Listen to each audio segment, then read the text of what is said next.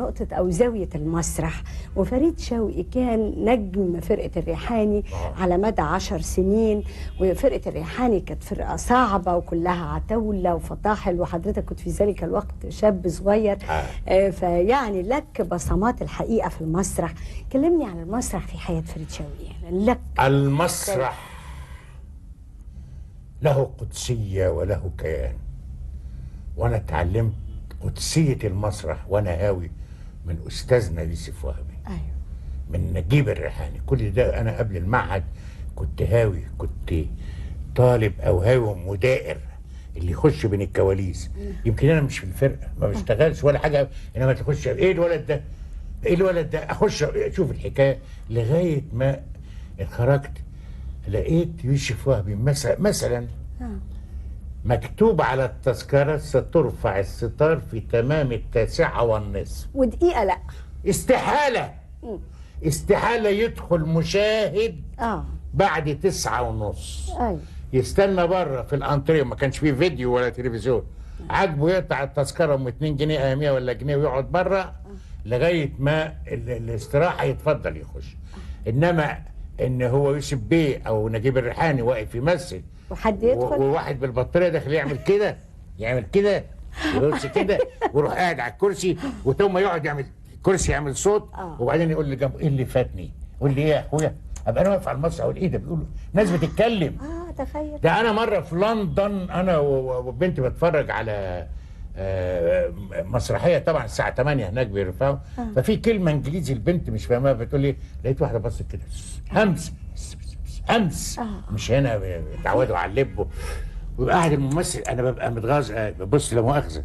يبقى انا الواحد بيمثل على المسرح الايام دي اللي بيشوفوها، واحد قاعد كده في الصف الاول كانه هو مشتريني وانا واقف امثل له، يا متغاظ. لازم يحس باللي بيحترق ده. ما كانش ده اطلاقا. فتربيت على المسرح ده. طبعا لما جيت اشتغلت في الريحاني شروطي الاساسيه 9:30، لان هناك الورقه دي عقد، تذكره ام 5 جنيه دي عقد بيني وبين المشاهد طبعا 9:30. واذا ما رفعت يرفع عليا قضيه وكسبها، لو في قانون في البلد يعني. 9:30 لازم استراحه، ما فيش شرب السجاير، ما فيش. اتعودت على هذا. وجيت في مدرسه الريحاني او فرقه الريحاني مشيت هذا النظام.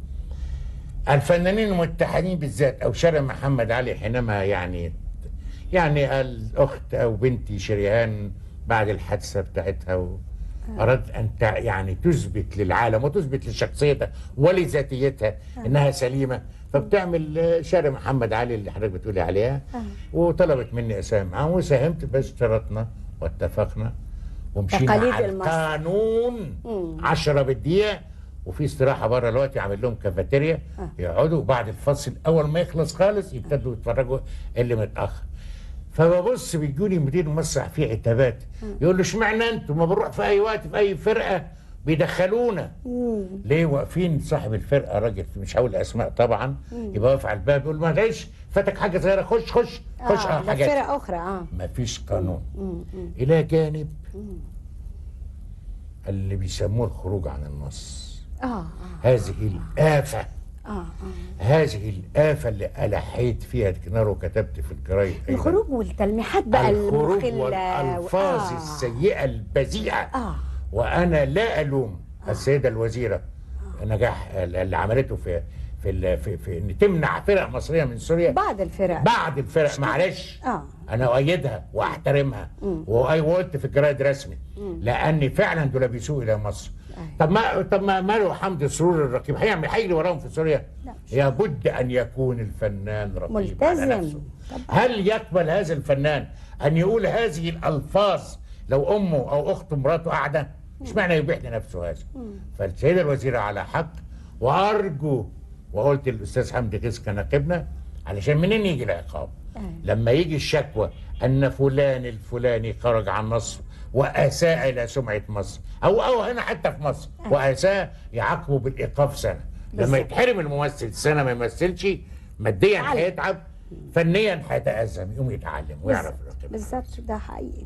وانا اسف اللي حدث كان في سوريا، ولكن هناك فرق وحاجات في مصر وطول عمر الفن المصري هادف وذواق ولن يسيء ابدا. مش كده في فرق كتير ملتزمه طبعا بتقدم الفن الراقي طبعا يعني طبعا مش معنى ان في قله.